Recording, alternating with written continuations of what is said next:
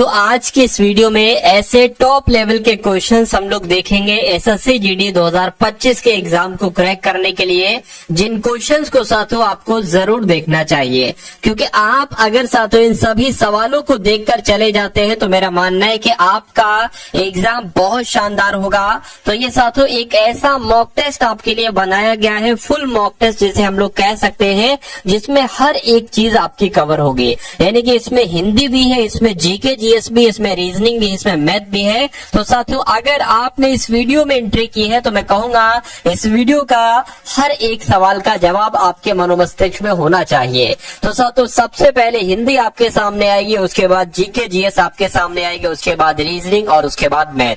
तो ये क्लास साथियों डेली होती है। डेली अगर आप एग्जाम तक इस क्लास को लेते हैं तो मेरा मानना है कि आपका एग्जाम बहुत आराम से क्रैक हो जाएगा। सवाल ही पैदा नहीं हो सकता कि आपका एग्जाम रुक जाए, आपका सिलेक्शन रुक जाए।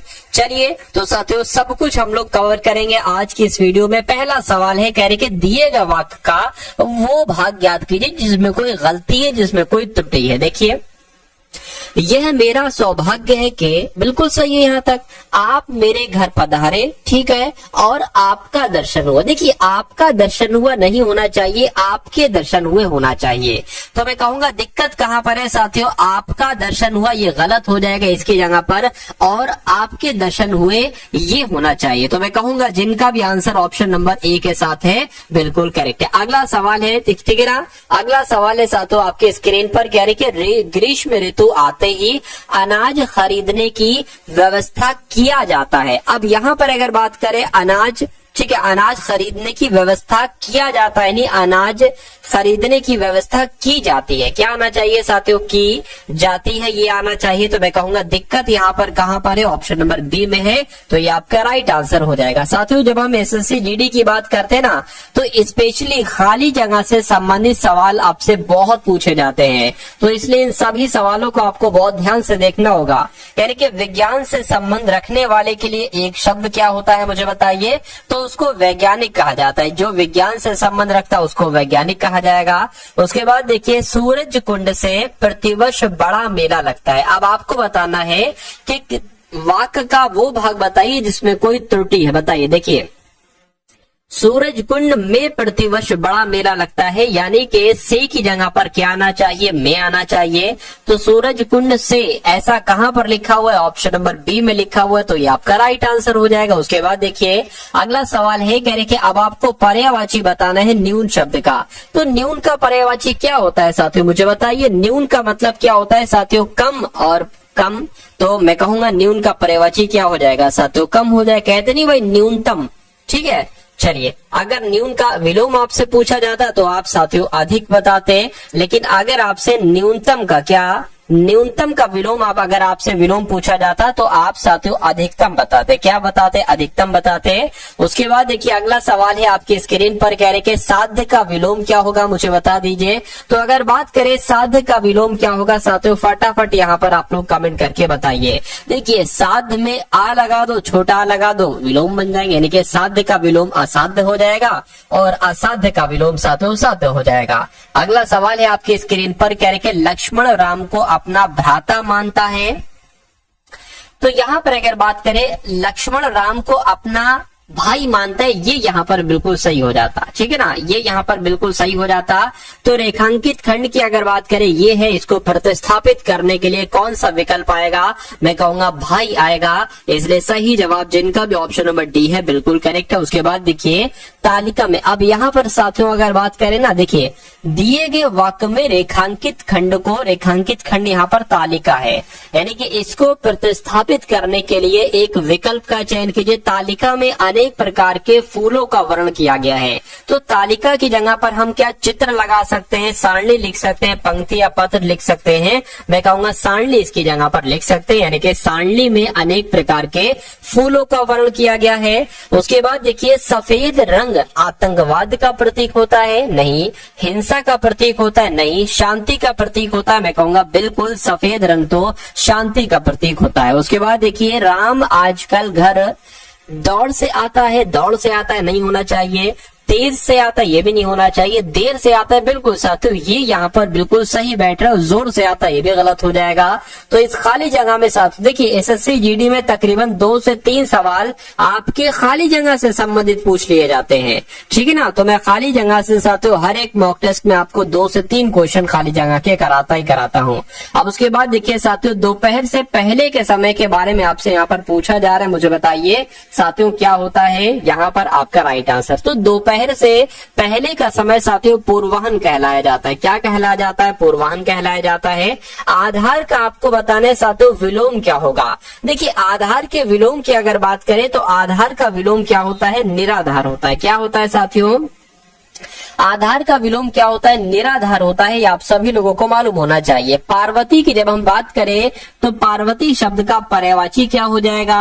विभा कहते हैं पार्वती को, नहीं प्रभा कहते हैं, नहीं साथियों। पार्वती की अगर बात करें तो गौरी कहते हैं, यानी कि पार्वती का पर्यायवाची क्या हो जाएगा साथियों? गौरी हो जाएगा। उसके अलावा अगर बात करें आप लोग ध्यान रखेंगे अपर्णा, अपर्णा भी ये पार्वती का ही पर्यायवाची होता है, ठीक है ना। चलिए अब उसके बाद देखिए अगला सवाल है कह के सही वर्तनी वाला शब्द मुझे बताइए कौन सा है। चलिए यहाँ पर अगर बात करते हैं साथियों तोपची, ठीक है, ये तो तोपची लिखा हुआ गलत है, ये तोपची लिखा हुआ गलत है, तोपची शब्द होता है। और ऐसा कहाँ पर लिखा हुआ है? कह रहे के मक्खियां मारना, इसका मतलब क्या होता है मुझे बताइए। तो मक्खियां मारने का मतलब होता है बेकार बैठना। क्या इसका मतलब होता है साथियों? बेकार बैठना इसका मतलब होता है। अब यहाँ पर अगर बात करें तो गद्दांश का क्वेश्चन है, ये भी गद्दांश का क्वेश्चन है। तो ये तो साथियों गद्दांश लिया नहीं गया और गद्दांश के क्वेश्चन दे दिए गए। चलिए कोई दिक्कत नहीं, भूल हो जाती है सभी से। चलिए तो अब यहाँ पर अगर हम लोग बात करते हैं साथियों सामान्य ज्ञान के क्वेश्चन हम लोग यहाँ पर देख लेते हैं, ठीक है ना। सभी साथियों बहुत टॉप लेवल के यहाँ पर सामान्य ज्ञान के मैंने क्वेश्चंस आपके लिए लिए हैं। पहला सवाल है कह रहे कि मिश्र धातु में तांबा और टिन होते हैं, यानी कि बेल मेटल की बात चल रही है। बेल मेटल जो मिश्र धातु होती है ना, इसमें तांबा होता है और टिन होता है। ये सवाल आपके एग्जाम में पूछा जाएगा। सभी के सभी जीएस के बहुत ही टॉप लेवल के साथियों मैंने क्वेश्चंस लिए हैं। तो इन सभी क्वेश्चंस को साथियों आप क्या करेंगे? तैयार रखेंगे इन सभी क्वेश्चंस को, क्योंकि सवाल आपके जो बनेंगे ना साथियों वो यही से बनेंगे। देखिए कह रहे कि संविधान के किस संविधान संशोधन ने वस्तु एवं सेवा कर यानी कि जीएसटी को पेश किया था? तो मैं कहूंगा जीएसटी जो पेश की गई थी वो 101वें संविधान संशोधन अधिनियम के तहत पेश की गई थी 2016 में। उसके बाद देखिए कह रहे कि मैथन बांध, ये बहुत पूछा जाता है आपके एग्जाम में कि मैथन बांध कहाँ पर है साथियों? ये झारखंड में। ये कहाँ पर है मैथन बांध? झारखंड में है। उसके बाद देखिए गोवा के लोक गीतों के उस वर्ग का नाम बताइए जिसे आमतौर पर प्रियजनों की मृत्यु पर शोक व्यक्त करने के लिए गाया जाता है। तो किसकी बात चल रही है साथियों? बनवरह की बात चल रही है। यानी कि गोवा का एक लोक गीत है जिसका नाम है बनवरह, और ये एक तरीके से लोक गीत है ना जिसको आमतौर पर प्रियजनों यानी कि कोई अगर प्रिय होता है जब उसकी मृत्यु हो जाती है तो उसका शोक व्यक्त करने के लिए इसको गाया जाता है। बनवरह इस लोकगीत का नाम है। चलिए उसके बाद देखिए कह रहे कि भारतीय संविधान में स्थापित सरकार का संसदीय स्वरूप किस देश के संविधान से साथियों प्रेरित है? मुझे बताइए। तो ये तो यूनाइटेड किंगडम से लिया गया है। जो संविधान में स्थापित सरकार का संसदीय स्वरूप है ना, ये यूनाइटेड किंगडम से लिया गया है। उसके बाद देखिए नेक्स्ट नंबर का सवाल है कह रहे कि उस संस्कृत विद्वान का नाम बताइए जिसे भारत रत्न से सम्मानित किया गया था। तो किसको किया गया था? पांडुरंग वामन काणे की अगर बात करें तो इनको ये संस्कृत के विद्वान थे और ऐसे संस्कृत के विद्वान थे जिनको भारत रत्न से सम्मानित किया गया था। उसके बाद देखिए निम्नलिखित में से कौन सा नृत्य छत्तीसगढ़ का नृत्य है? तो मैं कहूंगा यहाँ पर राउत नाच की अगर बात करते हैं तो ये कहाँ पर किया जाता है? ये साथियों छत्तीसगढ़ में किया जाता है। चेरब नृत्य की अगर बात करें ये मिजोरम में किया जाता है। ये कहाँ पर साथियों किया जाता है? ये मिजोरम में किया जाता है, आप लोग ध्यान रखेंगे। और ओटम थुलाल की बात करें ये कहाँ पर किया जाता है? ये केरल में किया जाता है। और माच की अगर बात करें तो ये साथियों मध्य प्रदेश का एक तरीके से नृत्य है, ये भी आप लोग ध्यान रखेंगे। उसके बाद देखिए अगला सवाल है आपकी स्क्रीन पर कह रहे कि किला रायपुर ग्रामीण ओलंपिक जनवरी और फरवरी के बीच ग्वालियर के समीप प्रतिवर्ष आयोजित किया जाता है। या लुधियाना में कहूंगा साथियों जो किला रायपुर ग्रामीण ओलंपिक है ना, ये जनवरी और फरवरी के बीच लुधियाना के समीप हर साल आयोजित किया जाता है। उसके बाद देखिए अगला सवाल है आपकी स्क्रीन पर, कह रहे कि सूर्य की उत्पत्ति लगभग वर्तमान आयु से लगभग कितने वर्ष पहले हुई थी। तो अगर आपसे ऐसा सवाल पूछा जाए कि सूर्य की उत्पत्ति कब हुई थी, तो 4.6 बिलियन वर्ष पहले हुई थी सूर्य की उत्पत्ति, आप लोग ध्यान रखेंगे। उसके बाद देखिए अगला सवाल है, निम्नलिखित में से कौन सी पूर्व विदेश मंत्री कुंवर नटवर सिंह की आत्मकथा है।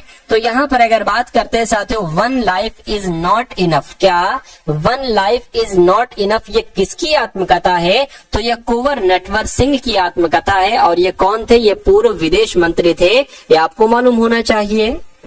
किस ब्रिटिश सेवानिवृत्त सिविल सेवा अधिकारी ने भारतीय राष्ट्रीय संघ की पहली बैठक बुलाने की पहल की थी। तो किसकी बात चल रही है साथियों, एलन ऑक्टेवियन ह्यूम की बात चल रही है, यानी कि ए.ओ. ह्यूम की बात चल रही है। इन्होंने ही सिविल सेवा अधिकारी थे, ऑफिसर थे, इन्होंने भारतीय राष्ट्रीय संघ की पहली बैठक बुलाने की पहल की थी। उसके बाद देखिए अगला सवाल है, कह रहे कि सतपुड़ा की श्रेणी की सर्वोच्च चोटी का नाम बताइए। तो साथियों इस चोटी का नाम क्या है, धूपगढ़ चोटी इस चोटी का नाम है, जो सतपुड़ा श्रेणी की सर्वोच्च चोटी है। अब उसके बाद देखिए अगला सवाल है आपके स्क्रीन पर, कह रहे कि 1999 में किस भारतीय को miss world continental queen of beauty Asia और ओएशिनिया का ताज पहनाया गया था। तो किसको साथियों पहनाया गया था, आपसे पूछा जा रहा है। युक्तामुखी इनका नाम है और इनको पहनाया गया था, यानी कि सवाल अगर आपसे पूछा जाए तो युक्तामुखी का नाम आप लोग ध्यान रखेंगे। अगला सवाल है, कह रहे कि 1833 के चार्टर एक्ट ने कि गवर्नर जनरल को भारत का गवर्नर जनरल बनाया था, यानी कि कहाँ की गवर्नर जनरल को भारत का गवर्नर जनरल बनाया था, और उसमें सभी नागरिक और सैन्य शक्तियों को निहित कर दिया गया था। तो मैं कहूंगा खाली जगह में यहाँ पर बंगाल आना चाहिए, क्योंकि 1833 के चार्टर एक्ट ने बंगाल के गवर्नर जनरल को भारत का गवर्नर जनरल बना दिया और उसमें सभी नागरिक और सैन्य शक्तियों को निहित कर दिया। उसके बाद देखिए अगला सवाल है, कह रहे कि खतौली, यानी कि जो खतौली का युद्ध हुआ था ये 1517 में हुआ था। कह रहे कि इस युद्ध में मेवाड़ के राणा सांगा ने दिल्ली के कौन से सुल्तान को हराया और उसे कैद कर लिया और फिर फिरौती वसूलने के बाद रिहा कर दिया, बताइए। तो यहाँ पर इब्राहिम लोदी की बात चल रही, किसकी बात चल रही है साथियों, इब्राहिम लोदी की बात चल रही है। उसके बाद देखिए कह रहे कि साथियों कोक्सीक्स का भाग, यानी कि कोक्सीक्स की अगर बात करते हैं ना, तो ये तो रीढ़ का भाग है साथियों कोक्सीक्स। उसके बाद देखिए अगला सवाल है, कह रहे कि चंद्रगुप्त प्रथम का उत्तराधिकारी उसका पुत्र था, यानी कि किसकी बात चल रही है, समुद्रगुप्त की बात चल रही है। चंद्रगुप्त प्रथम का जो उत्तराधिकारी था ना, वो चंद्रगुप्त प्रथम का पुत्र ही था, जिसका नाम था समुद्रगुप्त।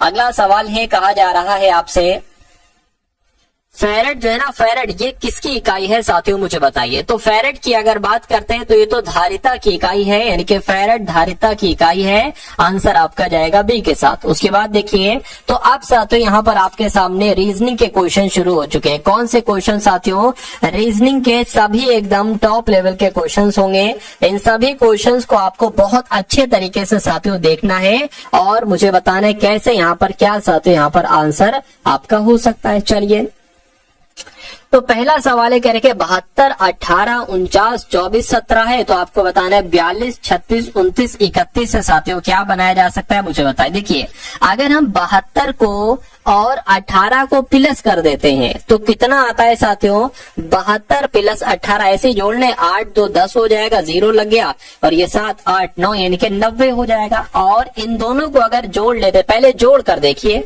ठीक है, पहले क्या करिए, पहले साथियों जोड़ कर देखिए, 24 17, तो 7 4 11 हो जाएगा, ठीक है, ये 3 हो गया, 4 हो गया, यानी कि यहाँ पर 41 आपका आ जाएगा, ठीक है ना। कितना आ गया साथियों, 41 आपका आ जाएगा। अब इन दोनों की अगर बात की 41, इन दोनों को जरा घटाइए और देखिए 90 में से जब 41 को घटाया जाता है तो कितना बचता है, यहाँ पर 9 आ जाएगा, यहाँ पर 4 आ जाएगा, यानी कि 49 आया ना, तो ये 49 आपका लिखा हुआ है। ऐसे इसको जोड़ना है और इसको जोड़ना है, आपस में दोनों को घटा देना है। इसका जोड़ कितना निकलेगा, 6 2 8 हो जाएगा, 3 4 7 हो जाएगा। इसका जोड़ कितना निकलेगा, 1 9 7 10 हो जाएगा, ये आपका 60 हो जाएगा। तो दोनों को घटा दीजिए, 8 गया 1 बचे, यानी कि 18 यहाँ पर आ जाएगा।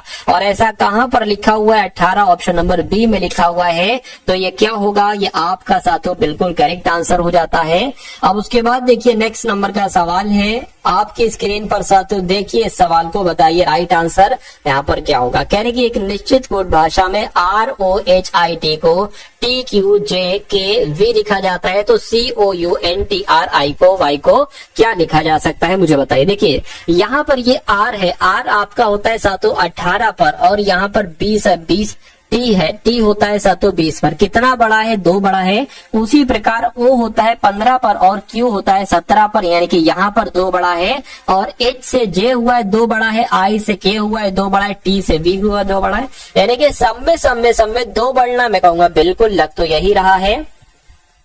तो C के साथियों बाद क्या आता है? DE, यानी कि यहाँ पर E आ जाएगा। 2 बढ़ाएंगे साथियों। अच्छा एक काम करिए, Y में 2 बढ़ाएंगे तो कितना आता है? A आता है। अब A यहाँ पर नहीं है, A यहाँ पर नहीं है, A यहाँ पर है। R में 2 बढ़ाएंगे साथियों 18 19 20, यानी कि यहाँ पर कितना आ जाएगा? T आ जाएगा। तो T यहाँ पर भी है और T यहाँ पर भी है, कोई दिक्कत नहीं।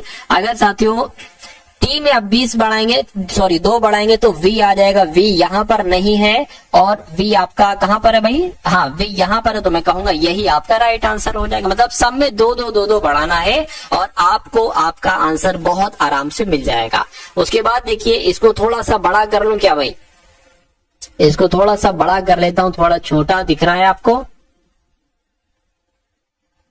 कथन और निष्कर्ष वाला सवाल है, और कथन और निष्कर्ष वाला सवाल साथियों जरूर आपके एग्जाम में आता है। कम से कम 2 सवाल तो आपके एग्जाम में आते ही आते हैं। तो इस सवाल को देखिए जरा, क्या कहा जा रहा है यहाँ पर? कह रहे कि सभी नदियां पहाड़ हैं। तो मान लेते हैं साथियों ये क्या हो गई? ये नदियां हो गई। ये क्या हो गई? ये नदियां हो गई। कह रहे कि सभी नदियां पहाड़ हैं, तो सभी नदियां क्या हो गई? सभी नदियां पहाड़ हो गई। उसके बाद कह रहे कि सभी जंगल पहाड़ हैं, तो मैं कहूंगा साथियों जंगल आपके इसी में तो आएंगे, क्योंकि जंगल कहा गया है कि सभी जंगल पहाड़ है, तो भाई सभी जंगल पहाड़ हो गए। अब निष्कर्ष को पढ़िए और मुझे बताइए कि कौन सा निष्कर्ष साथियों सही है, कौन सा निष्कर्ष गलत है। कहा जा रहा है यहाँ पर आपसे कुछ जंगल नदी है, तो कुछ जंगल नदी है, मैं कहूंगा नदियां ये हैं, जंगल ये है, तो भाई कहाँ कुछ जंगल नदियां हो रहे हैं? यानी कि कोई जंगल नदी नहीं है, ठीक है, कोई जंगल नदी नहीं। अच्छा एक चीज थोड़ा सा ध्यान दीजिए, एक में कहा गया है कि कुछ जंगल नदी है और एक में कहा गया है कि कोई जंगल नदी नहीं है, तो दोनों में से कोई एक बात ही तो सही होगी, कोई एक बात ही तो सही होगी। और कभी भी अगर ऐसी कंडीशन आती है कि कहा जाए कि ये कुछ ये है और कोई कुछ ये नहीं है, तो आपको हमेशा कौन सा निष्कर्ष लगाना होता है, यानी कि कौन सा ऑप्शन चूज करना होता है जिसमें ये लिखा हो या तो निष्कर्ष 1 या निष्कर्ष 2 अनुसरण करता है। तो ऐसा कहां पर यहाँ पर लिखा हुआ है? ऑप्शन नंबर डी में लिखा हुआ है। तो ये क्या होगा? ये आपका बिल्कुल करेक्ट आंसर हो जाएगा। उसके बाद देखिए यहाँ पर आपको बताना है कि सबसे विषम यहाँ पर कौन सा हो सकता है, मुझे बताइए। 78 4, 72 6, 39 3, 56 4। देखिए अगर इसको हम कट करें तो 4 एकम 4, ठीक है, और ये 16 हो जाएगा, फिर 4 चौक 16 हो गया। इसको अगर कट करें 3 एकम 3, 3 3 9 हो गया। इसको अगर कट करें 6 एकम 6, 6 दूना 12 हो गया। इसको अगर कट करें साथियों 4 एकम 4, 3 जाएगा। अच्छा ये तो कट ही नहीं रहा है पूरा, लेकिन ये पूरा विभाजित हो गया, ये पूरा विभाजित हो गया, ये पूरा विभाजित हो गया, ये नहीं हो रहा है, तो ये सबसे विषम हो जाएगा, सबसे विषम हो जाएगा। तो साथियों यही आपका बिल्कुल करेक्ट आंसर हो जाएगा। उसके बाद देखिए अगला सवाल है, कह रहे कि MHZ है, क्या है साथियों? MHZ है, उसके बाद NGY है, उसके बाद OFX है, उसके बाद PEW। तो आपको बताना है कि उसके बाद कौन से 3 लेटर आ सकते हैं। अब यहाँ पर आप देखिए M होता है 13 पर, N होता है 14 पर, O होता है 15 पर, P होता है 16 पर, तो जाहिर सी बात है 17 वाला आ जाएगा। 17 पर होता है Q। उसके बाद H होता है 8 पर, G होता है 7 पर, F होता है 6 पर, E होता है 5 पर, तो मैं कहूंगा 4 वाला आ जाएगा। 4 पर होता है D, और Z होता है 26 पर, Y 25 पर, X 24 पर, और ये 23 पर, और यानी कि 22 वाला आ जाएगा। तो 22 पर होता है V। तो अब आपको देखना है कि QDV कहां पर लिखा हो। मैं कहूंगा QDV तो ऑप्शन नंबर C में लिखा हुआ है, तो ये आपका बिल्कुल करेक्ट आंसर हो जाएगा। उसके बाद देखिए नंबर सीरीज वाला सवाल है, कहा जा रहा है कि 37 है सबसे पहले, उसके बाद 26 आ गया है, फिर 39 आया है, उसके बाद 24 आया है और फिर 41 आया है। आपको यहाँ पर यह बताना है कि इन नंबर्स की जो सीरीज चल रही है ना, उसके बाद ये वाला यहाँ पर कौन सा नंबर आएगा, 22, 26, 23 या साथियों 25। अब देखिए यहाँ पर लॉजिक क्या लगा, कभी भी रीजनिंग का क्वेश्चन आपको थोड़ा सा दिमाग लगा के करना है कि लॉजिक आखिर यहाँ पर क्या लगा है। अगर हम 37 से 26 पर जाएंगे तो हमें थोड़ा सा बैक आना पड़ेगा, लेकिन अगर हम साथियों 37 से 39 पर जाएंगे तो हमारे लिए कोई दिक्कत नहीं है, 2 बढ़ाना है। 39 से 41 पर जाएंगे 2 बढ़ा, यानी कि यहां पर भी 2 बढ़ाया, यहां पर भी 2 बढ़ाया। उसी प्रकार 26 से 24 पर जाने पर 2 घटाया, तो मैं कहूंगा 24 से इस वाला नंबर प्राप्त करने के लिए हमें 2 घटाना पड़ेगा, यानी कि 24 से 2 घटाएंगे तो यहाँ पर 22 आ जाएगा। तो क्या 22 आपका आंसर होगा? मैं कहूंगा बिल्कुल यही लॉजिक लगा है, 22 ही आपका बिल्कुल सही जवाब हो जाएगा। अगला सवाल है आपकी स्क्रीन पर, कह रहे कि एक गोल यानी कि एक सर्किल टाइप का आपके पास कागज का टुकड़ा है, उसको साथियों यहां से फोल्ड किया जाता है और इसका ये वाला साइड इस तरफ आ जाते हैं, यानी कि आपके पास अब एक ऐसी आकृति आ गई। अब इसको यहां से फोल्ड किया जाता है, ये वाला पार्ट इसके ऊपर ला दिया जाता है और अब आपके पास एक ऐसी आकृति आ चुकी। कैसी आकृति आ चुकी है साथियों? ट्रायंगल टाइप की यहाँ पर आपके सामने एक आकृति आ चुकी। इतनी बात क्लियर है। अब अच्छा पता क्या किया जाता है, अब यहाँ पर जो आपके पास एक, अब यहां से फोल्ड किया जाता है और ये एक ऐसी आकृति बना दी जाती है। अब किया यह जाता है कि यहां से एक कट लगाया जाता है ऐसा करके। तो जब साथियों इसको ओपन किया जाएगा तो ये कैसी दिखेगी, ऐसी ऐसी ऐसी या ऐसी, बस इतनी सी बात आपसे यहाँ पर पूछी जा रही। देखिए मैं कहूंगा साथियों कि यहाँ पर एक कट लगा है, तो इसको जब साथियों ओपन करेंगे ना, ठीक है, इसको ओपन करेंगे तो ये कट साथियों मैं कह सकता हूं कि ये कट थोड़ा सा ऐसे करके भी आएगा, ठीक है, मतलब ये यहाँ पर हार्ट बन जाएगा। जब यहाँ पर हार्ट बनेगा तो जाहिर सी बात है यहाँ पर भी हार्ट बन जाएगा और फिर एक करके साथियों यहाँ पर भी आपका हार्ट बन जाएगा और यहाँ पर भी एक साथियों जो हृदय टाइप का बन जाएगा। तो मैं कहूंगा ऐसा क्या यहाँ पर है? नहीं, यहाँ पर है नहीं, सिर्फ और सिर्फ यहाँ पर है, ऑप्शन नंबर सी वाले में है। तो मैं कहूंगा कि आपका right answer option number C के साथ है, तो बिल्कुल करेक्ट भाई, बहुत बढ़िया, वेरी गुड क्लास। अगला सवाल है आपके स्क्रीन पर, कहा जा रहा है कि यदि UPSIDE को 74 लिखा जाता है, SHAR इसको साथियों उसी लॉजिक के अकॉर्डिंग क्या लिखना है, बस इतनी सी बात आपसे यहाँ पर पूछी जा रही है।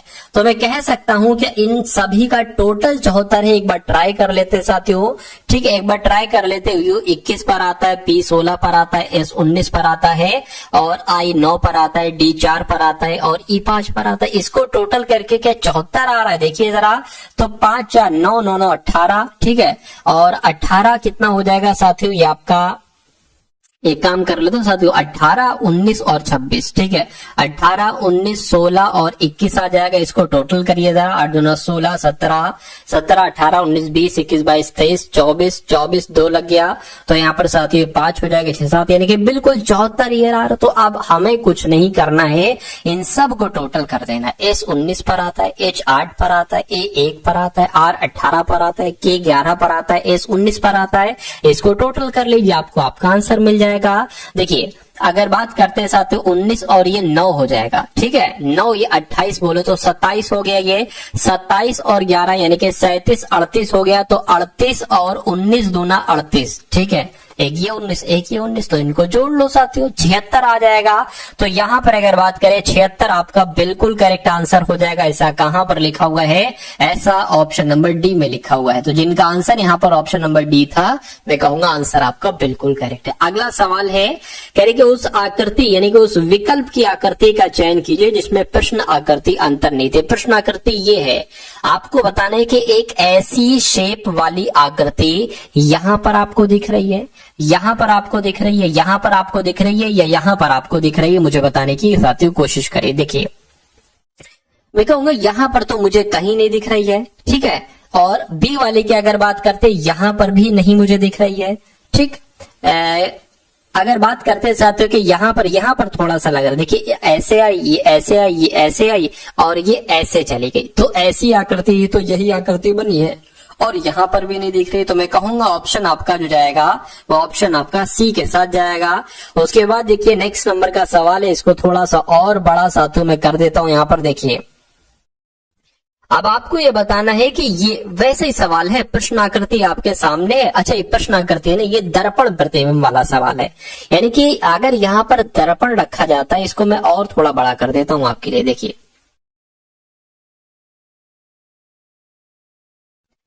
ठीक है, इसको मैंने थोड़ा सा और बड़ा कर दिया ताकि आपको बिल्कुल अच्छे तरीके से क्लियर दिख जाए। अब यहाँ पर देखिए, जब यहाँ पर दर्पण रखा जाता है तो ये आकृति कैसी दिखाई देगी, बस इतनी सी बात आपको बताने। देखिए इसका मुंह किस तरफ है, ये ऐसे करके है, ये ऐसे करके है। तो मैं कहूंगा जब साथियों ये दर्पण में दिखाई देगी तो कुछ ऐसे करके साथियों दिखाई देगी, कुछ ऐसे करके दिखाई देगी, ठीक है ना। इसका मुंह अभी ऊपर की तरफ है, फिर ये नीचे की तरफ दिखाई देगा, ठीक है, कोई दिक्कत नहीं है।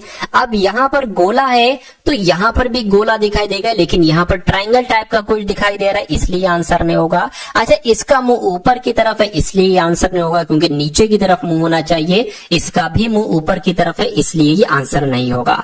मैं कहूंगा साथियों आंसर आपको ऑप्शन नंबर ए के साथ जाएगा, और क्यों जाएगा ये भी मैंने आपको बता दिया, ठीक है। अगला सवाल है आपकी स्क्रीन पर। अब इस सवाल को देखिए और मुझे बताइए कि आपका राइट आंसर यहाँ पर किस ऑप्शन के साथ जाएगा।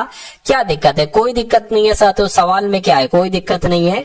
यानी कि यहाँ पर जो आकृति आएगी वो ये वाली आएगी, ये वाली आएगी, ये वाली आएगी, या ये वाली आएगी, मुझे बताइए। चलिए देखिए, मैं कहूंगा साथियों कि ये जो लाइन ऐसे आ रही है, दो लाइनें ये ऐसे हैं, दो लाइनें यहाँ पर भी है, तो दो लाइनें ऐसे करके आपकी आ जाएंगी दो, और ये दो लाइनें यहाँ पर हैं, ठीक है, यहाँ पर नहीं है तो ये आंसर नहीं होगा। अच्छा, यहाँ पर ये इसलिए आंसर नहीं हो सकता क्योंकि हमें इस टाइप की एक आकृति चाहिए, इस टाइप की आकृति, इस टाइप की। ये तो है, ये भी है, ये भी है, लेकिन ये नहीं है, तो मैं कहूंगा ये आंसर नहीं हो सकता, और ये भी आंसर नहीं हो सकता। या तो ये होगा या ये होगा। देखिए जरा, दो लाइनें हमें चाहिए, दो लाइनें यहाँ पर भी हैं, यहाँ पर भी हैं। उसके बाद साथी ये जो दो लाइनें ऐसे गई हैं ना, उसके बाद ये दो लाइनें कुछ ऐसे करके आ जाएंगी। तो ऐसे दो लाइनें साथियों यहाँ पर है, ये यहाँ पर है। मैं कहूंगा यहाँ पर तो नहीं है, यहाँ पर है, इसलिए आंसर आपका जो जाएगा वो ऑप्शन नंबर डी के साथ जाएगा। उसके बाद देखिए अगले नंबर का साथियों सवाल है आपके स्क्रीन पर। कह रहे हैं कि PRSQ को TVWU लिखा जाता है, तो उसी प्रकार IKLJ को साथियों क्या लिखा जा सकता है, मुझे बताइए। अगर यहाँ पर हम बात करें, ये आता है 16 पर, R आता है 18 पर, S आता है 19 पर, Q आता है साथियों 17 पर, T आता है 20 पर, V आता है 22 पर, और W आता है 23 पर, और U आता है 21 पर, ठीक है ना। अब यहाँ से हम लोग स्टार्ट करेंगे। I आता है ये वाला, I 9 पर आता है, K आता है 11 पर, L आता है 12 पर, और J आता है साथियों 10 पर। तो यहाँ पर 16 से 20 हुआ है, 4 बढ़ाया गया, 18 से 22 हुआ है, 4 बढ़ाया गया, 19 से 23 हुआ, 4 बढ़ाया गया, 17 से 4 हुआ, 4 बढ़ाया गया। तो यहाँ पर अगर 4 बढ़ाएं तो क्या क्या आ जाएगा साथियों, देखिए 13 आ जाएगा, और 15 आ जाएगा, और ये 16 आ जाएगा, और ये 14 आ जाएगा। यानी कि 13 पर होता है M, 15 पर होता है OP हो जाएगा, और साथियों N हो जाएगा। तो MOPN कहां पर लिखा हुआ है, MOPN ऑप्शन नंबर, अच्छा यहाँ पर MOPN ये भी है, MOPN ये भी है। अब मैटर यहाँ पर क्या है, आप देखेंगे जरा कि बीच में दो कैपिटल है, बीच में दो कैपिटल है, तो यहाँ पर बीच में दो कैपिटल, यहाँ पे बीच में दो कैपिटल, यहाँ पर आ गए। बीच में दो कैपिटल होना चाहिए, तो बीच में दो कैपिटल यहाँ पर नहीं है, यहाँ पर है। तो मैं कहूंगा MOPN जो होगा वो ऑप्शन नंबर बी वाला नहीं होगा, ऑप्शन नंबर डी वाला होगा। 4 शब्द दिए गए हैं जिनमें से 3 किसी तरह से समान है और एक इसमें से सबसे अलग है, यानी कि सबसे भिन्न है। तो भिन्न वाले का आपको चयन करना है।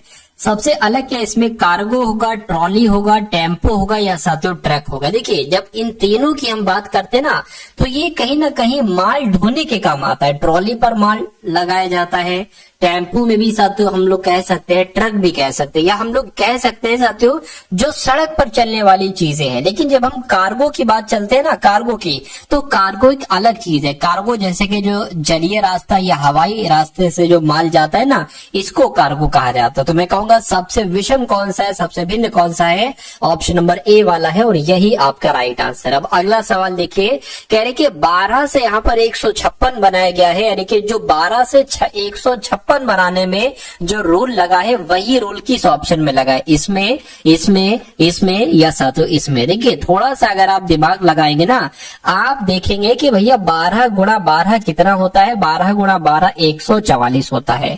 तो अगर हम साथियों 12 की गुणा 13 से करके देखिए कितना आएगा, देख लेते साथियों कितना आएगा। मेरे हिसाब से तो इतना ही आ जाना चाहिए। 12 3 36, 12 एकम 12, 6 आ गया, 5 आ गया, देखिए 156 आ गया। तो मैं कहूंगा कि यहाँ पर ये रूल लगा है, यानी कि जो ये नंबर है ना, इसकी गुणा इससे अगले वाले नंबर से कराना है। ठीक है, तो इसकी गुणा अगर 11 से कराएंगे तो भैया 110 होता है, ये 101 है। 15 की गुणा साथियों अगर हम 16 से करा देते हैं, क्या 15 की गुणा 16 से करा देते हैं तो 6 पंजे 30 हो जाएगा, 6 कम 6 9 हो जाएगा, और ये 15 आ जाएगा 0। ये तो साथियों इतना नहीं बन रहा है, ठीक है ना, इतना साथियों 240 बन रहा है। इसकी अगर बात करें, बिल्कुल साथियों 10 की गुणा आप 11 से कराओगे तो 110 आएगा। यानी कि कहने का मतलब है जो रूल यहां पर लगा है वही रूल ऑप्शन नंबर सी वाले में लगा है।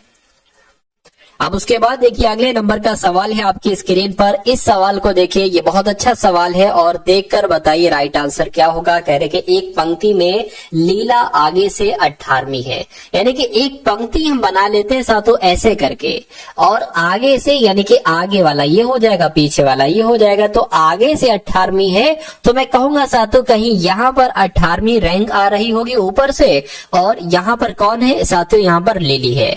तो इतनी बात आपकी क्लियर हो गई, कहिए बिल्कुल क्लियर हो गई कि पंक्ति में लिली आगे से 18वें नंबर पर है, यानी कि जबकि मिनी पीछे से 16वीं है। तो अगर हम मान लेते हैं साथियों यहाँ पर क्या, अगर इसको यहां से काउंट करेंगे 1 2 3 4 5 ऐसा 16, तो ये मिनी जो है ना, मिनी है ना, हाँ बिल्कुल मिनी है, तो मिनी साथियों 16वें नंबर पर है।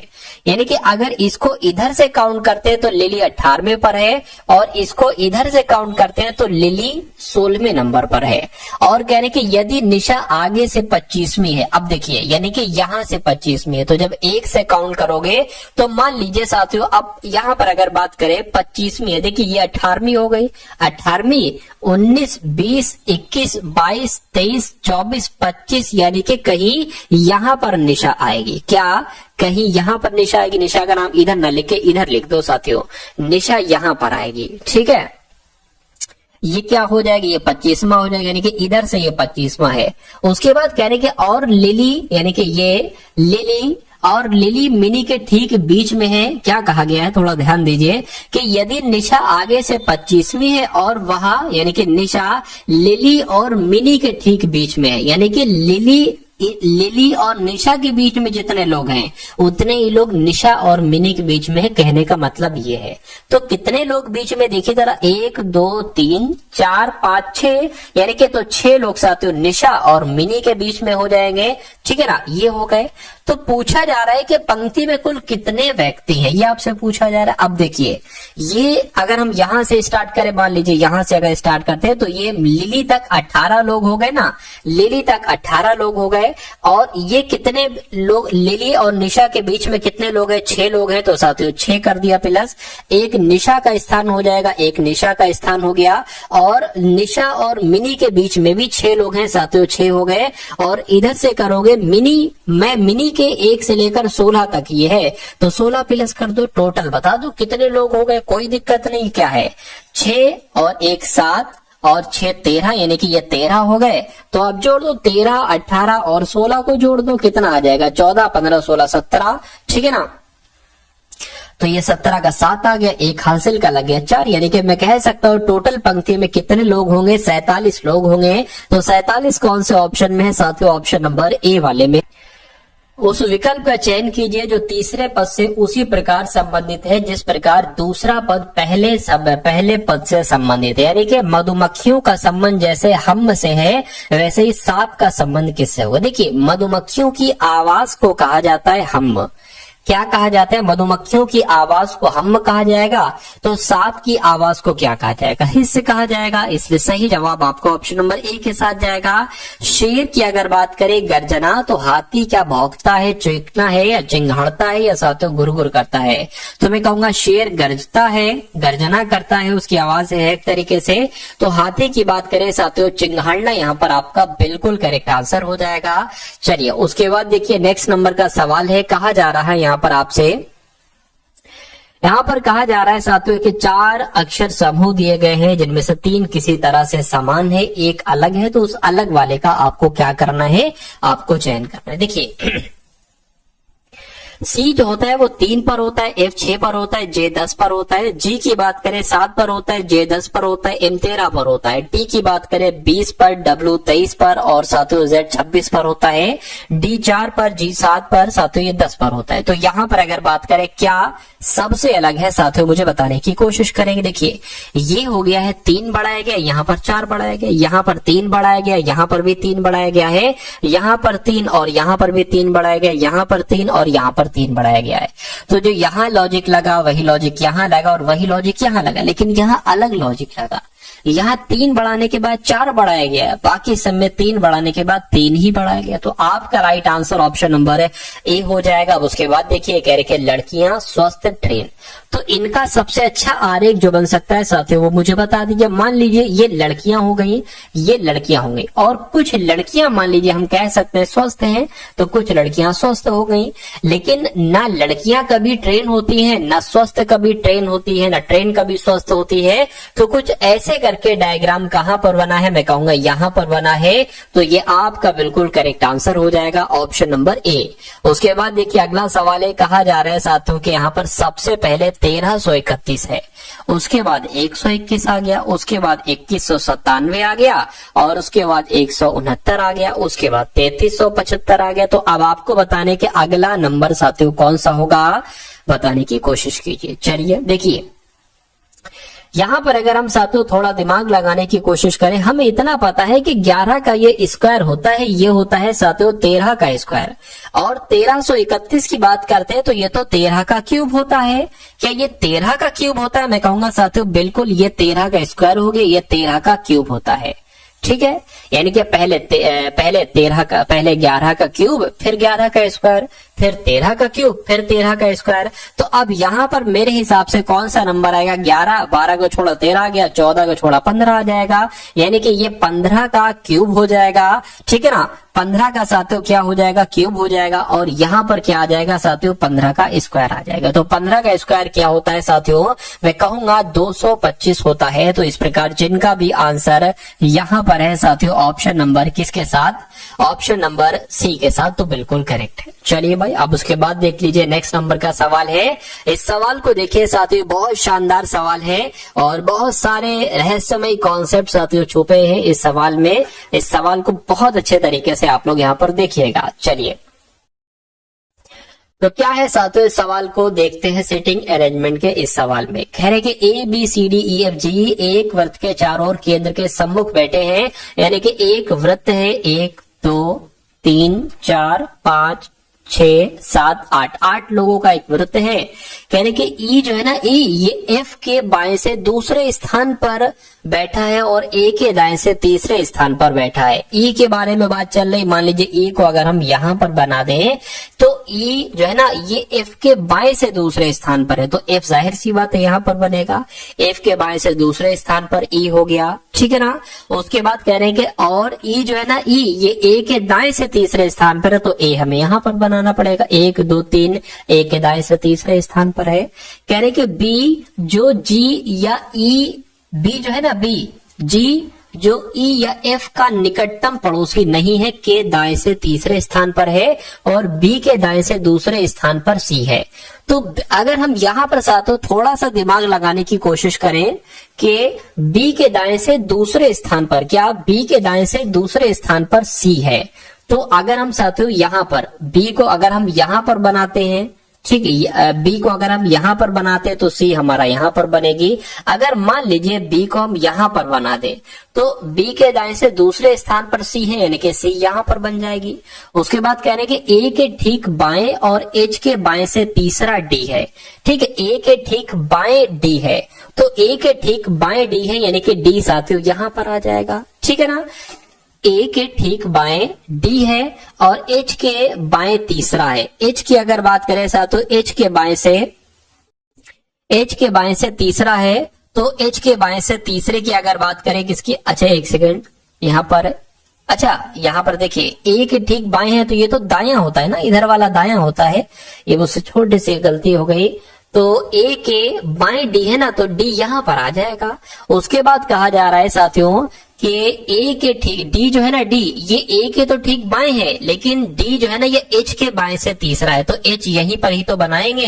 ठीक, एच के बाएं से तीसरा हो जाएगा डी, इतनी बात क्लियर है। अब बचा कौन सा, तो जी बचा, जी यहां पर आ जाएगा। तो पूछा गया सी के दाएं से पांचवा कौन है, सी के दाएं से साथियों पांचवा कौन हो जाएगा, 1 2 3 4 5 यानी कि ई हो जाएगा। तो ई अपना बिल्कुल करेक्ट आंसर हो जाएगा, जिनका आंसर ई है, मैं कहूंगा बिल्कुल करेक्ट है। अगला सवाल आपके स्क्रीन पर देखिए सवाल को और मुझे बताइए कि आपका सही जवाब साथियों यहाँ पर क्या हो सकता है। चलिए, कह रहे कि क्यू का अर्थ है प्लस, यानी कि जहां पर आपको क्यू देखने को मिले प्लस लिख देना। वाई का अर्थ है माइनस, जहां पर आपको वाई देखने को मिले माइनस लिख देना। और जेड की बात करें साथियों तो भाग लिख देना, और पी की अगर बात करें तो गुणा लिख देना। अब नंबर्स क्या लिखे हुए हैं, 21 है, 5 है, 2 है, 21 है साथियों, 3 है। ठीक है, चलिए कोई दिक्कत नहीं। क्यू का मतलब क्या है, क्यू का मतलब प्लस है तो यहाँ पर प्लस आ जाएगा। पी की बात करें, पी का मतलब गुणा, गुणा आ जाएगा। उसके बाद साथियों 2 वाई है, वाई का मतलब माइनस है। और जेड की बात करें, जेड का मतलब भाग होगा। तो सबसे पहले भाग को अगर सॉल्व करें, 3 एक 3, 3 7 21 यानी कि इसकी जगह पर 7 आ गया, माइनस इसको सॉल्व करें तो 5 दूना 10 आ गया, प्लस आपका 21 आ जाएगा। इन दोनों को जोड़े तो 31 माइनस 7 आ जाएगा। अब 31 में से अगर 7 घटाते हैं तो मैं कहूंगा 24 आता है। ठीक है, तो 24 कहां पर लिखा हुआ है साथियों, 24 ऑप्शन नंबर ए में लिखा हुआ है, और जिनका आंसर ऑप्शन नंबर ए है बिल्कुल करेक्ट है। अगला सवाल, ये तो बहुत छोटा है साथियों, इसको मैं जूम कर लेता हूं। देखिए, इसको मैं क्या कर लेता हूं साथियों, इसको मैं आपके लिए जूम कर लेता हूं। यहाँ पर अब देखते हैं क्या आ जाता है, आ जाता है। हाँ, अब बिल्कुल क्लियर आपको यहाँ पर नजर आ रहा होगा। ठीक है ना, बिल्कुल क्लियर नजर आ रहा होगा आपके सामने। कथन आपके सामने है और निष्कर्ष आपके सामने है।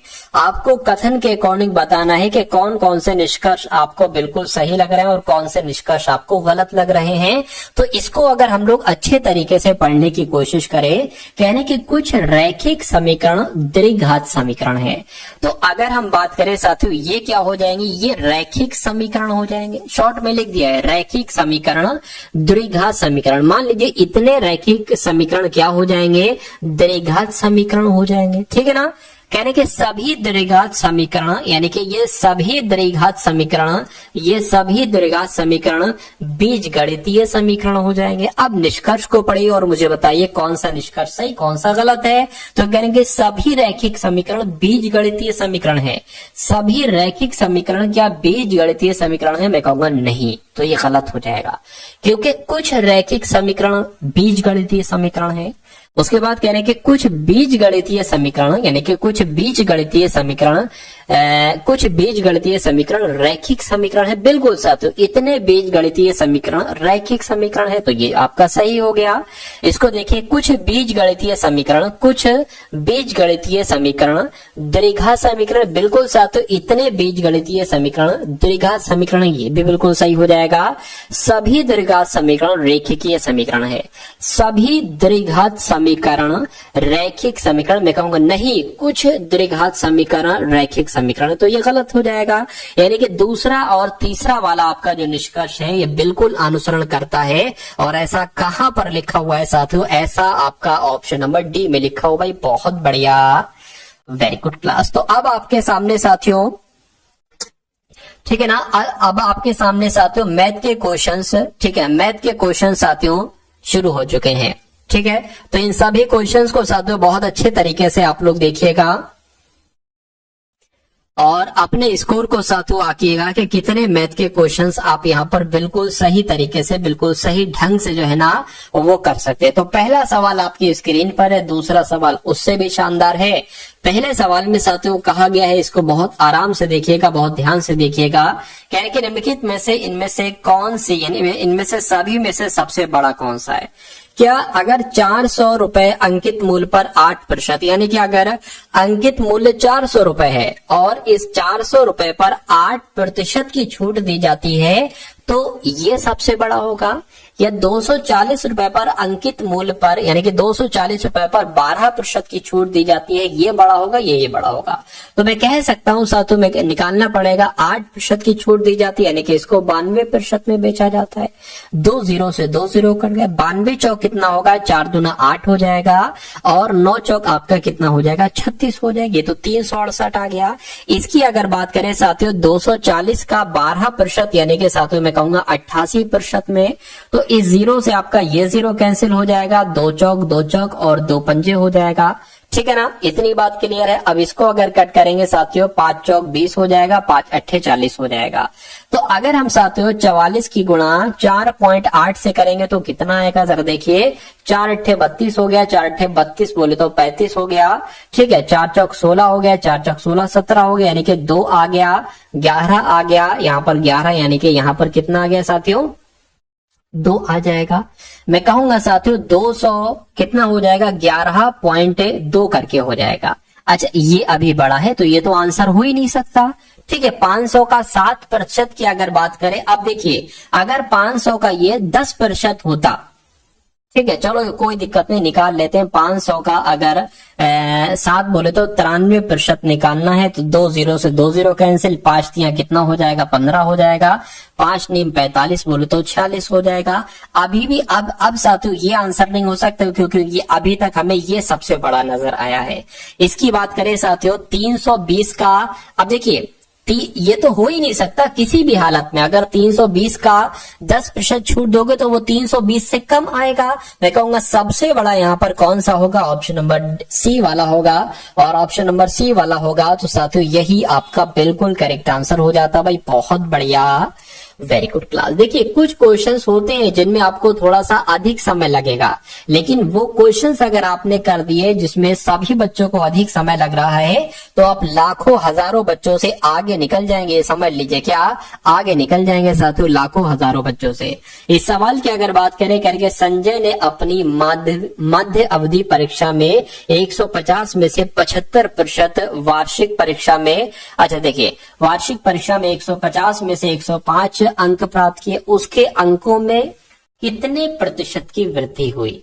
यानी कि जो उसकी मेडवल परीक्षा थी ना साथियों, कह सकते हैं हाफ अर्ली वाली परीक्षा थी, तो उसने 150 में से 75% अंक प्राप्त किए। मैं कह सकता हूं उसने 50% अंक प्राप्त किए।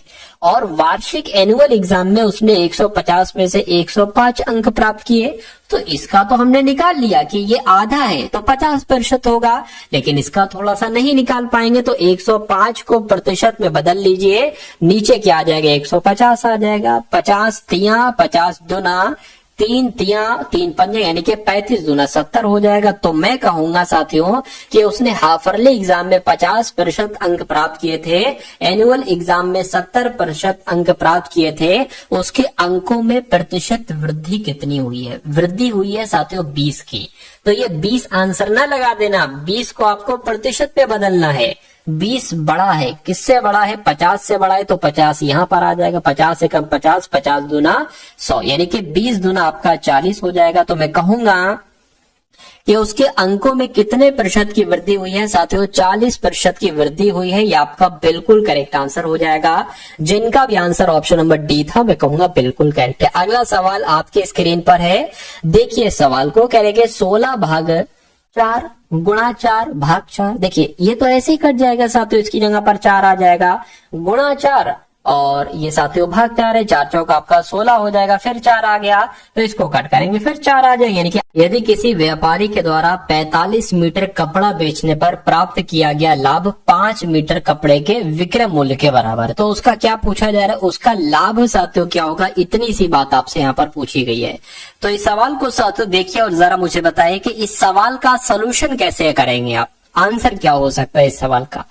कभी भी अगर आपके सामने ऐसा सवाल आ जाए कि किसी व्यापारी के द्वारा इतना कपड़ा बेचा जाता है तो उसको इतने कपड़े के बेचने के मूल्य के आधार पर उसको साथियों लाभ होता है, तो पता क्या करना है, लाभ आपका हुआ है 5 मीटर का, तो 5 मीटर का लाभ निकालने के लिए 100 से गुणा करेंगे और नीचे आप पता क्या निकलेंगे, नीचे लिखेंगे साथियों विक्रय मूल्य, क्या विक्रय मूल्य यानी कि सेलिंग प्राइस और प्लस साथियों क्या कर देंगे जितने का प्रॉफिट हुआ है ना, ठीक है, प्रॉफिट वो घटा देंगे।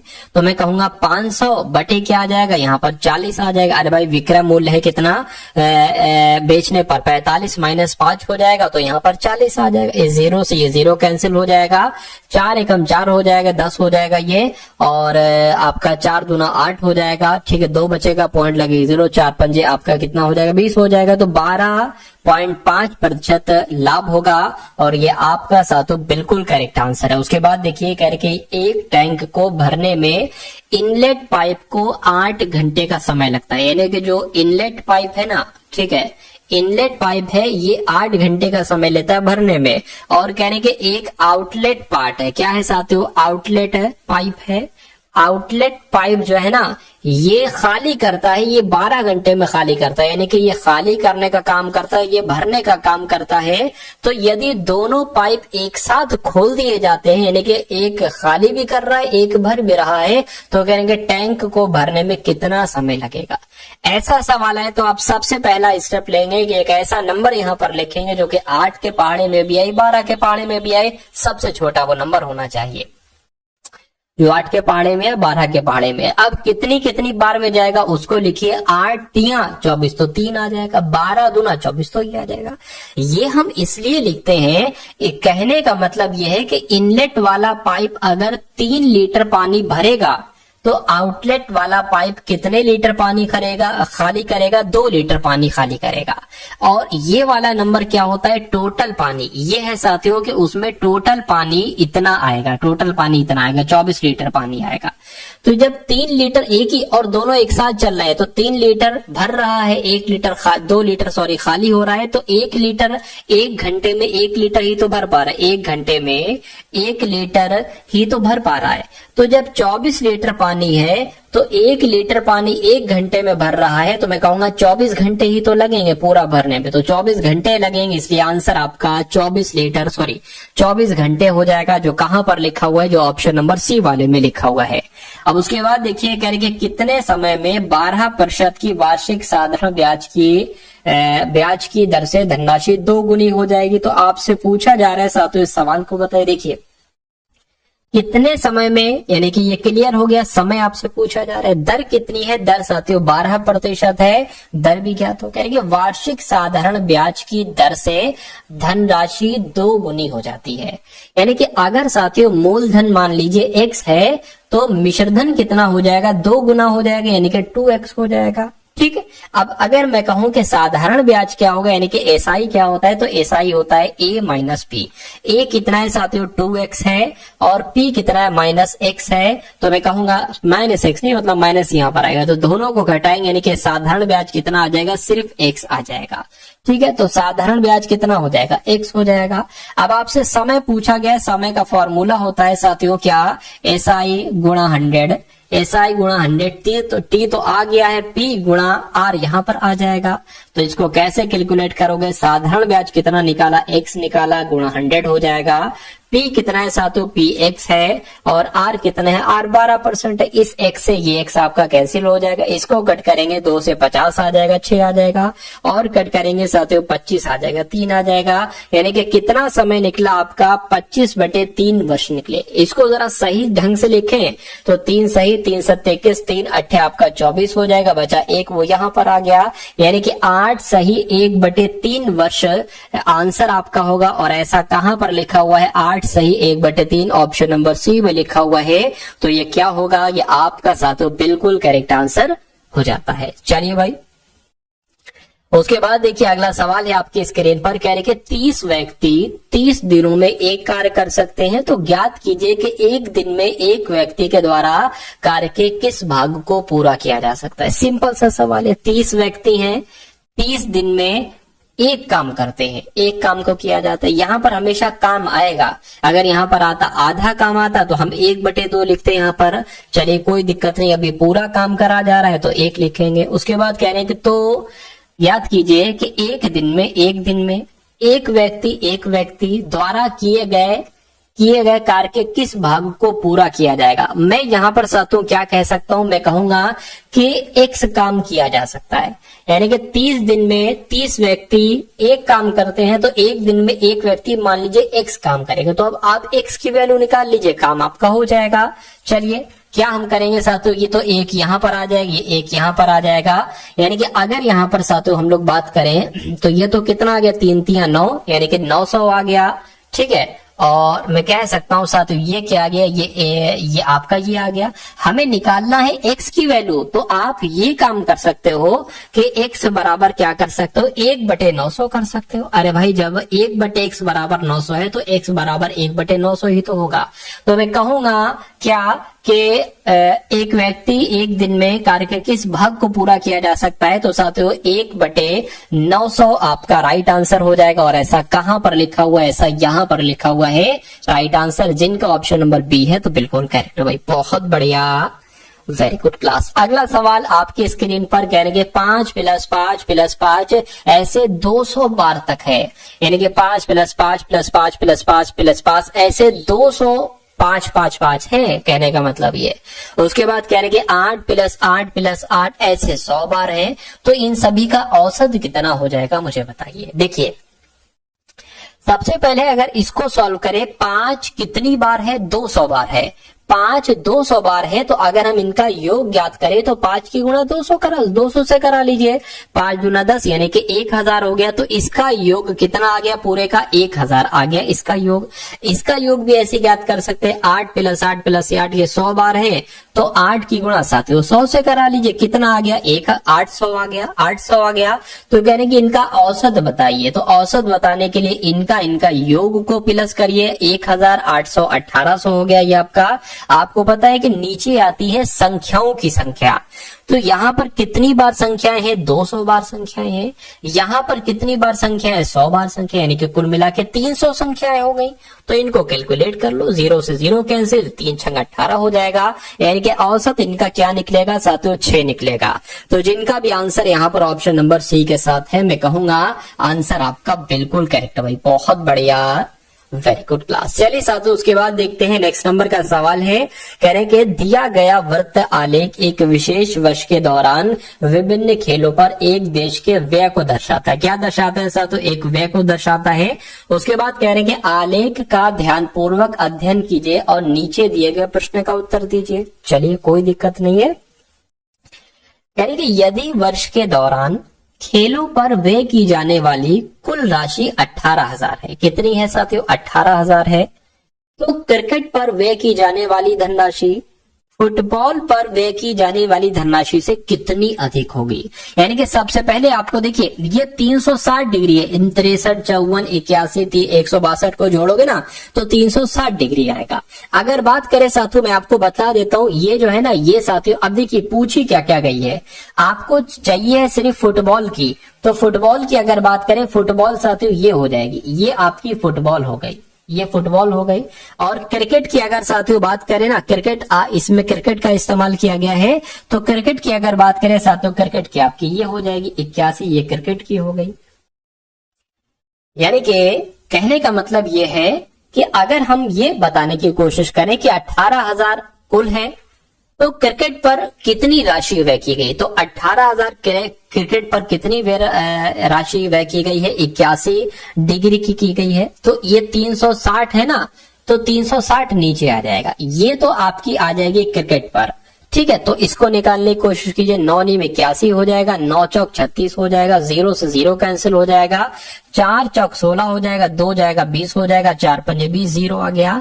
यानी कि 450 की गुणा 9 से जरा करा लीजिए, तो साथियों 9 से गुणा करा, 9 पंजे 45 हो जाएगा, 4 नीम 36 और 40 हो जाएगा। यानी कि क्रिकेट पर जो राशि व्यय की गई है वो 4050 है।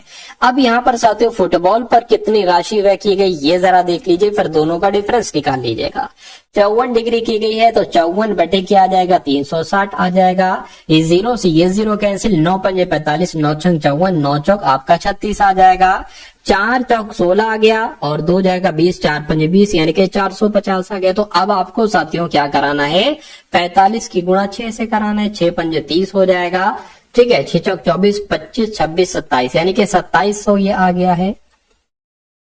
तो अब आप ये बता दीजिए कि साथियों ये जो है ना इससे कितना अधिक है, तो इनको डिफरेंस ही तो कराना पड़ेगा। 5 में से 0 गया 5 आया और यहाँ पर 13 आया। यानी कि मैं कह सकता हूं कि क्रिकेट पर व्यय की जाने वाली धनराशि जो ये है, फुटबॉल पर व्यय की जाने वाली धनराशि से जो ये है इससे कितना अधिक है, 1350 अधिक है। तो 1350 आपका बिल्कुल करेक्ट आंसर हो जाता है भाई। बहुत बढ़िया, वेरी गुड क्लास। अगला सवाल है आपके स्क्रीन पर। इस सवाल को साथियों देखिए और मुझे बताइए आपका राइट आंसर यहाँ पर साथियों क्या हो सकता है। कह रहे कि अजय स्थिर जल में 6 किलोमीटर प्रति घंटा की चाल से अपनी नाव चला सकता है। चलिए, धारा की चाल 4 किलोमीटर प्रति घंटा है, तब धारा के अनुकूल 30 किलोमीटर जाने में उसे कितना समय लगेगा। देखिए, अगर साथियों अगर स्थिर जल में चाल जो है ना वो 6 किलोमीटर प्रति घंटा है और धारा की चाल क्या है, धारा की चाल 4 किलोमीटर प्रति घंटा है,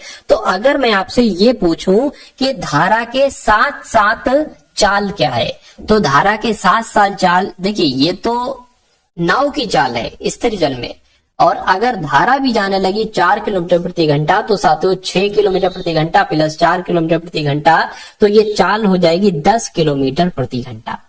ठीक है, अब चाल आपके पास आ गई, चाल कितनी हो गई, चाल 10 किलोमीटर प्रति घंटा हो गई। उसके बाद कह रहे हैं कि तब धारा के अनुकूल यानी कि धारा के साथ साथ अगर नाव जाती है तो 30 किलोमीटर दूरी जाने में कितना समय लगेगा। दूरी कितनी बताई गई है, दूरी साथियों 30 किलोमीटर की बताई गई है। पूछा क्या जा रहा है, पूछा साथियों समय जा रहा है, तो आपको तो पता है कि समय बराबर क्या होता है, समय बराबर होता है दूरी गुणा चाल।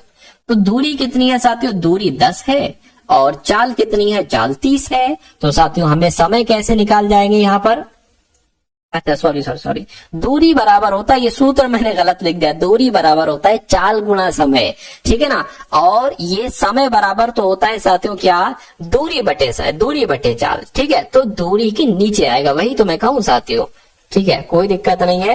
देखिए दूरी कितनी है साथियों, समय निकालने की कोशिश करें तो दूरी कितनी है, दूरी 30 है और चाल कितनी है, 10 की स्पीड से जा रहा है। तो मैं कहूंगा समय कितना निकलेगा, समय आपका 3 घंटे निकलेगा। और 3 घंटे कौन से ऑप्शन में है, तो 3 घंटे आपका ऑप्शन नंबर डी वाले में है भाई। बहुत बढ़िया, वेरी गुड क्लास।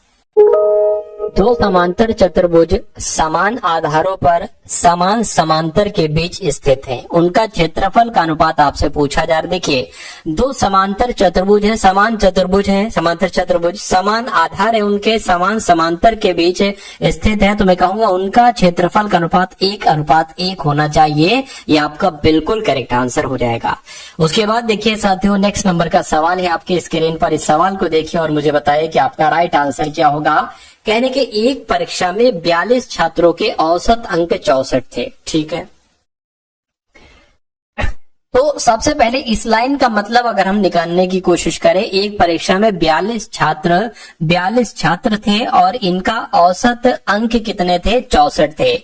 अगर मैं आपसे पूछूं कि इन 42 छात्रों के कुल मिला के अंक कितने थे, तो 42 की गुणा आपको 64 से करना पड़ेगी। तो 64 की गुणा साथियों हम 42 से कर लेते हैं, कितना हो जाएगा, 8 हो जाएगा, 12 हो जाएगा, 4 चौक 16 हो जाएगा और साथियों यहाँ पर 25 आ जाएगा। ये 8 आ गया, ये 8 आ गया, ये साथियों 6 आ गया, ये 2 आ गया। यानी कि मैं क्या कह सकता हूं साथियों 2688 ये क्या हो जाएगा, ये साथियों 42 छात्रों के अंकों का योग हो जाएगा। 42 छात्रों के अंकों का योग हो जाएगा, क्या हो जाएगा, 2688। अच्छा, उसके बाद कहने के बाद में ये पाया गया कि 3 छात्रों के अंक गलती से 64 42 26 की जगह पर 26 के बजाय 72 58 44 ले लिए गए।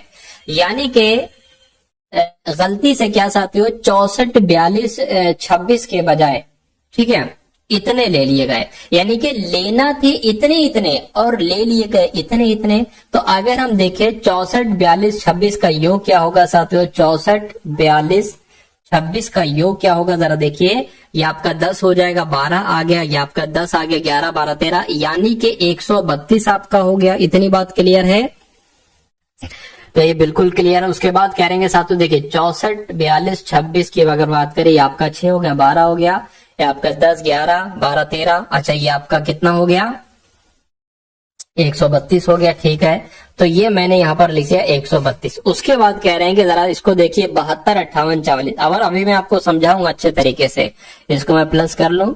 72, 58, 44 की अगर बात करें तो ये कितना हो गया 14 हो गया, ठीक है। ये 8 हो गया 8 और ये 13 हो गया, 14, 15, 16, 17 यानी कि 174 हो गया।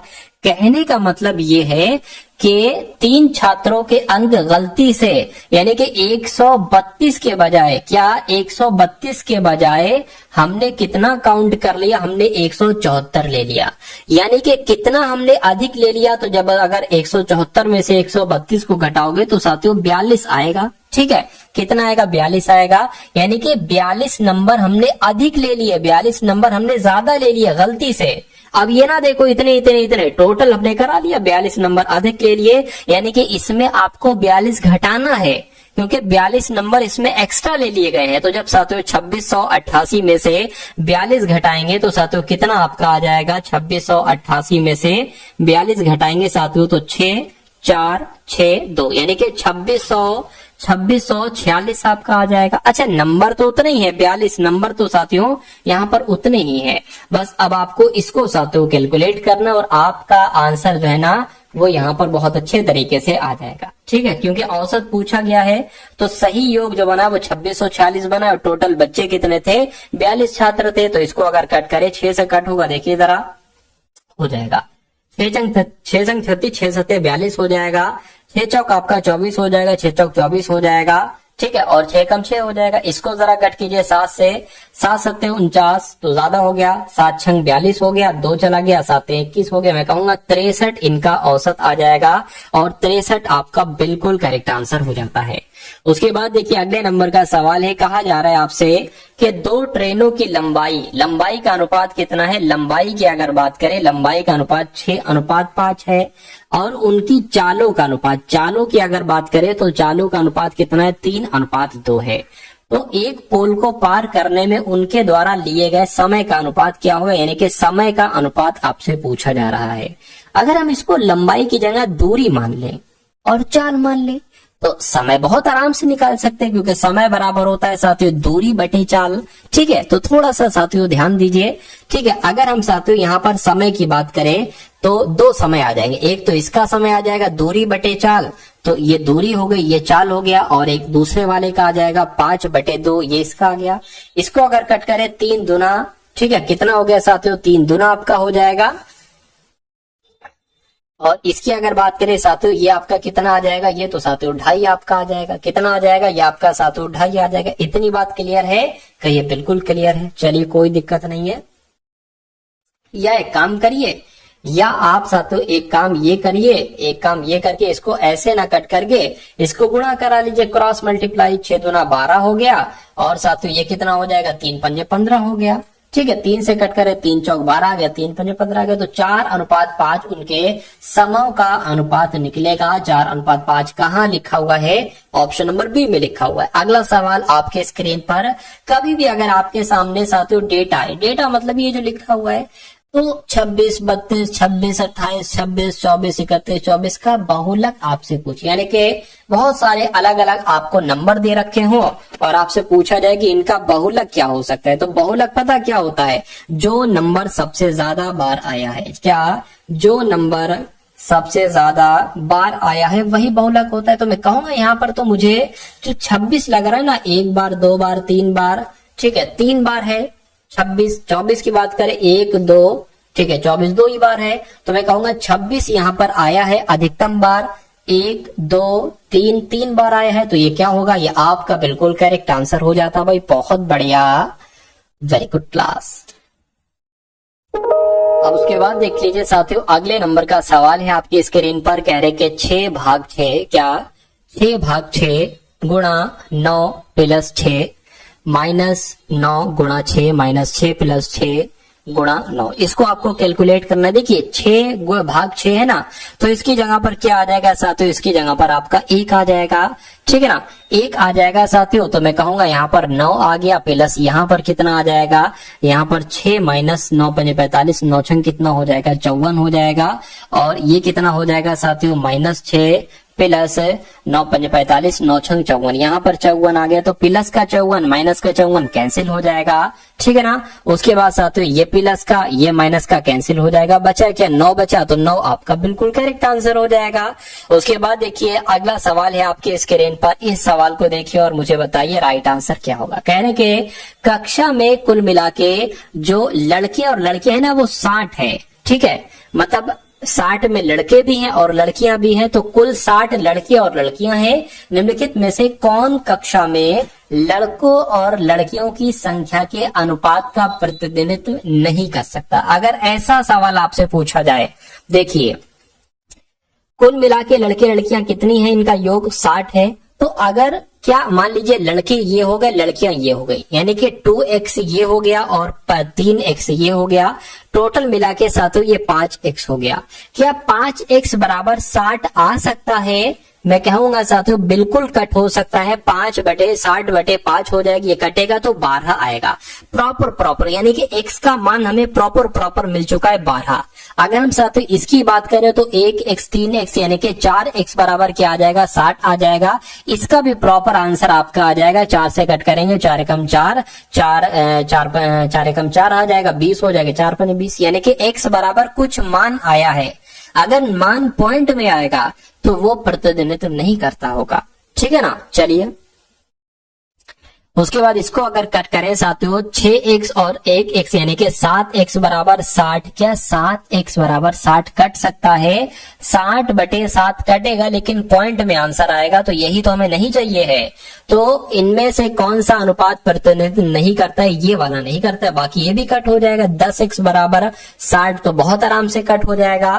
खैर अगला सवाल है आपकी स्क्रीन पर, कहा जा रहा है आपसे कि चक्रवृद्धि ब्याज के तहत उधार ली गई राशि 10 वर्षों में 2 गुनी हो जाती है।